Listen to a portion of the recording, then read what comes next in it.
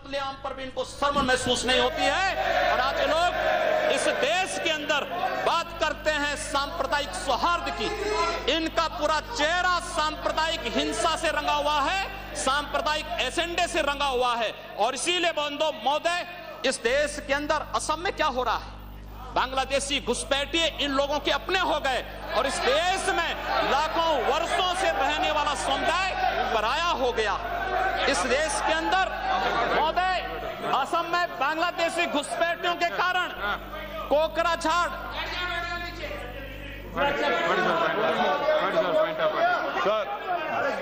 Sir, under Rule 376, sir, the honourable member, while giving statement in his speech, he mentioned about communal rights.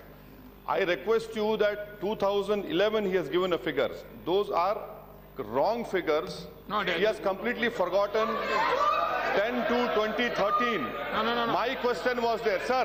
You cannot give wrong figures. Gujarat was the highest number followed by Madhya Pradesh. I have my question over here answer. I request you to check the record. Please. Sir, Please take it. Please. Say. No. Please.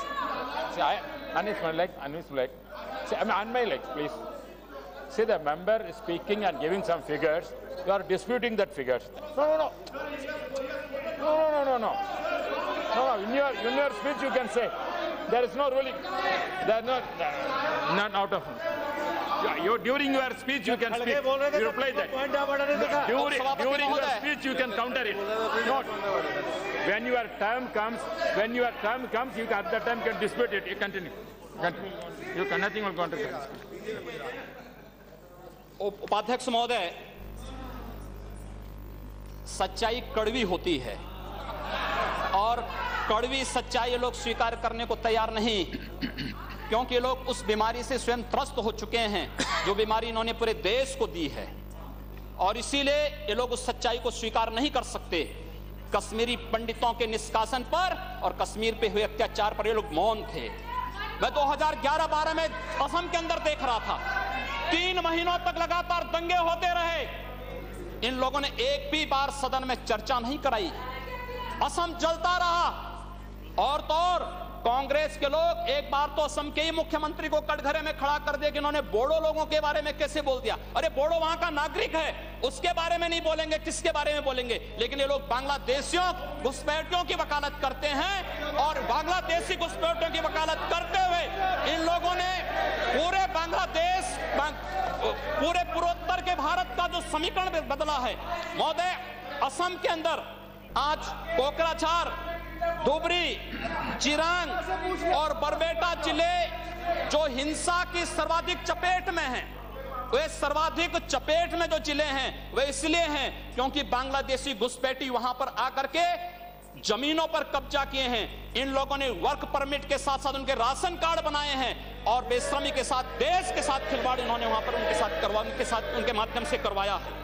महोदय, और तो और हम किसी और बात में नहीं जाना चाहते हैं, मैं पूछना चाहता हूं कांग्रेस से और कम्युनिस्टों से भी, कोयम्बटूर और बेंगलुरु धमाकों का जो अभियुक्त है, उस दुर्दांत आतंकवादी के लिए विधानसभा का सत्र, स्पेशल सत्र बुलाया जाता है। दोनों दल एक साथ मिलकर के अपील करते हैं कि उसको छुड़वाओ। ये क्या सेकुलर, क्या यही सेकुलर है? क्या इनका यही सेकुलर एजेंडा है? क्या यही इस देश में यही सेकुलरिज्म है? और इस देश के अंदर महोदय, इस देश के अंदर क्या हुआ था हम भूले नहीं। महोदय, 11 अगस्त 2012 को मुंबई के आजाद मैदान में जो कुछ हुआ, महोदय, आजाद मैदान की घटना क्या थी? आजाद मैदान में रोयांग मुस्लिम जो बर्मा में थे उनके बीच में और वहां के बौद्धों के बीच में वहां पर हिंसा हुई, दंगे हुए। ये मामला म्यांमार का है, भारत का नहीं। लेकिन म्यांमार की घटना में दंगा कहां होता है? आजाद मैदान मुंबई में। ये लोग मौन रहते हैं, वहां शहीद स्मारक तोड़ा जाता है, पुलिस के जवानों को मारा जाता है, मीडिया कर्मियों को मारा जाता है। उनके साथ साथ पुणे में दंगे हुए, उनके साथ उत्तर प्रदेश के अंदर बरेली में, लखनऊ में, कानपुर में, इलाहाबाद में दंगे हुए।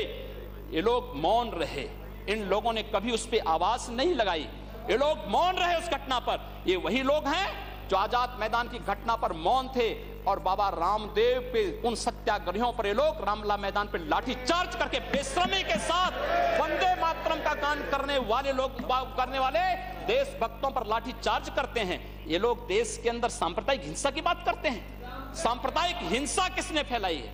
कौन फैला रहा है इस देश के अंदर? कौन इस देश के अंदर सच्चर कमेटी के नाम पर समाज को बांटने का कार्य कर रहा है? इन लोगों ने सांप्रदायिक आधार पर 1947 में देश को बांटा है और आज पुनः देश को बांटने की साजिश के तहत पाकिस्तान के एजेंडे पे ये लोग कार्य कर रहे हैं। और इसलिए महोदय, जब उत्तर प्रदेश के अंदर की जो घटनाएं आई हैं, उन घटनाओं पर अगर आप नजर डालेंगे महोदय, जो घटनाएं हुई हैं, उन घटनाओं के बारे में अगर मैं आपके सामने रखूं तो घटनाएं अपने आप में चौंकाने वाली घटनाएं हैं। और ये चौंकाने वाली घटनाएं कितनी खतरनाक हैं। Sir, Rule 380. I'm quoting. What is the point of order? No, I will ask. Rule 3. Sir. I am raising a point of order. While speaking, the member already made a defamatory statement. If the speaker is of the opinion that words have been used in debate which are defamatory or indecent or unparliamentary or undignified, he used the word that we already raised the issues of communal violence.